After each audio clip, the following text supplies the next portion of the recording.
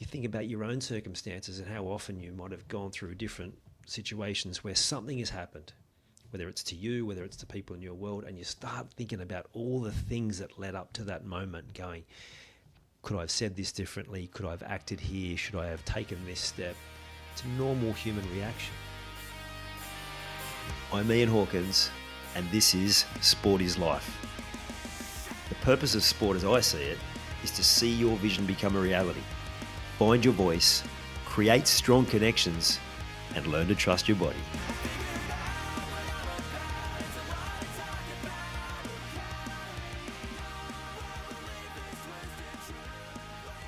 I don't know what the weather's like where you are, but in Sydney, it's turned cold again. I got one of my warmest jackets on today. I'm still feeling cold.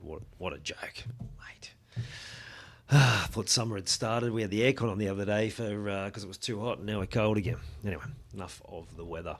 So last week I did that episode when I talked about the impact of stress on the body and the different people that I'd helped.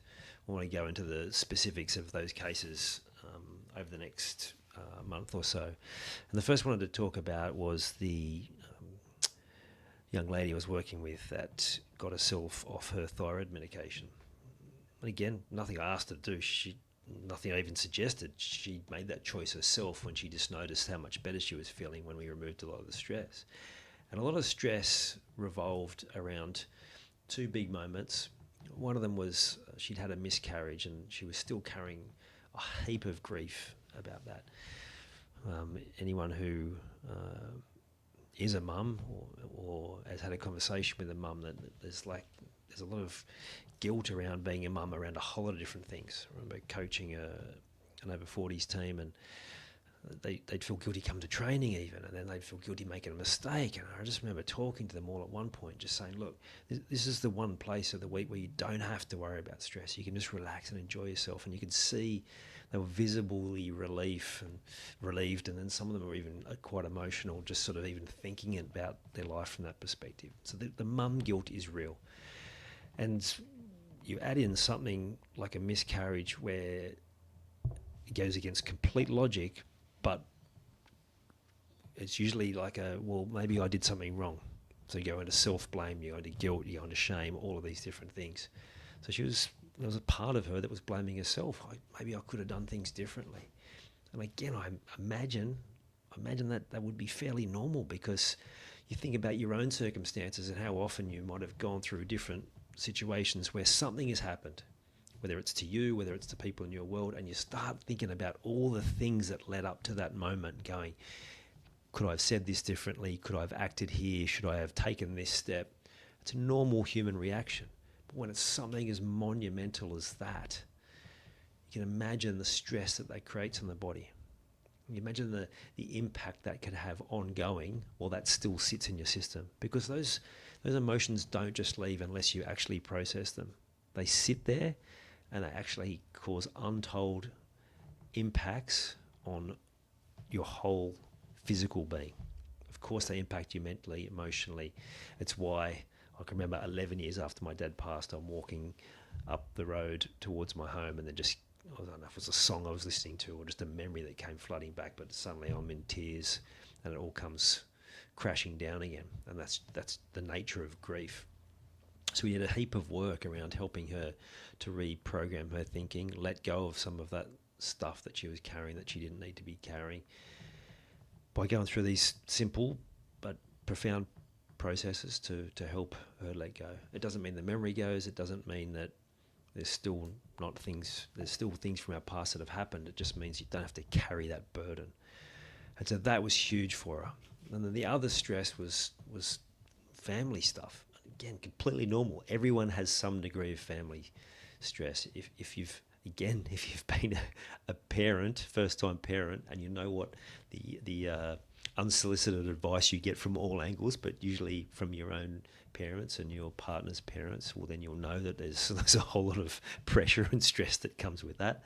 And that's without even thinking about family dynamics and all of that sort of thing. And so she was experiencing like a higher than normal stress on her because of these expectations unfairly that had been placed on her. And again, no fault of her parents either. These were generational patterns that had been probably going on for 5-6 generations. So again, it's not pointing the finger at anyone, but it's taking responsibility. Okay, how do we rewire your thinking so that that's happening over there with your family is no longer having an impact? Now, she had quite a unique circumstance where her parents were living like next door. She had a young child. So yes, the happy part was that she'd had a miscarriage, but she then had another child, and a healthy child, and that child's still very healthy today. But that immediacy of having that unsolicited feedback and everything that goes with it, it's huge. So she got to externalise all of the things that she'd been feeling, and then we maybe talked about some of the things that she hadn't thought about and that I've got from different learning about how these things can impact you. My own experience of going through the grief around my dad, and then discovering all this other grief that happens in life, little moments here and there that you think are fairly insignificant, but they leave a mental and emotional scar. And then when we are able to remove the scarring, like I said, the memory stays, remove the scarring, we change the thinking, her body comes back to balance, and suddenly all of these things that were going on with her body aren't happening anymore. So she makes a conscious decision herself to wean herself off the medication, see what happens. Her body responds, everything gets back to regular levels. She carries on, and her body doesn't need that medication anymore. Now, I will very clearly say this, that this is not medical advice. I'm not a medical practitioner. I didn't advise her to do that. I can't directly say that had an impact on her body. This is from what she said to me about the experience and how that impacted her. And from what I've seen and what I've learned is if you remove the stress from the body's able to come back to balance, and it will start to heal itself. So again, it's not saying don't go and get checked. Still, if you've got something going on that you're not sure about, see your doctor. You still got to get tested, right? You still got to make sure that everything, blood tests, all those sorts of things, all your levels are correct. It's just looking at this from a completely different perspective, which is what she did. And she got amazing results, and I still am in contact with her today. I see all the amazing things she's doing because of that baggage that doesn't hold her back anymore. And she's told me any number of times just how happy she is and how excited she is with what is possible for the rest of her life now that she's not carrying things that she doesn't need to. Something for you guys to think about.